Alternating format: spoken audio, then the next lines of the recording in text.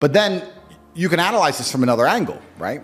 We were just talking earlier, we can always pivot back to who the matrix are, who's in charge. So let me ask you. Do you have somebody that well, let me ask you a question. Okay, go ahead. If you're born into a dynasty, let's say a banking dynasty, and you're born a billionaire, and you have everything you've ever wanted ever, and money has absolutely no value at all, and a brand new Ferrari doesn't mean a thing. You could buy one every 10 minutes for the rest of your life.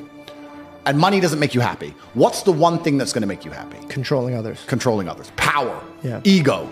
So then you sit there and start looking at things. Because games become real. Absolutely. Yeah. So now you're like, okay, well, money doesn't satisfy me. What makes me feel important? Especially if you're going to add in. Let's add in another angle to it. Let's imagine you falsely believe, because it is falsely, that you're somehow genetically better than others. You're from this lineage. You're better than the other people. And the other people, the serfs and peasants, are struggling for money, and you have unlimited money because you're so smart and your family's always been so smart. You'll have haughty eyes. Yeah.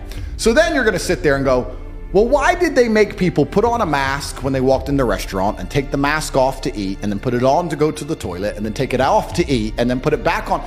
Because I have a I'll tell you why, because it's funny. You think it's just because it's funny? Because it's an ego. Because it's ego. I thought it was a test to see how far they could push something. Compliance tests. Yeah. Which is the same thing. So when you really understand that people who are in charge of the world are completely, like you said, broken.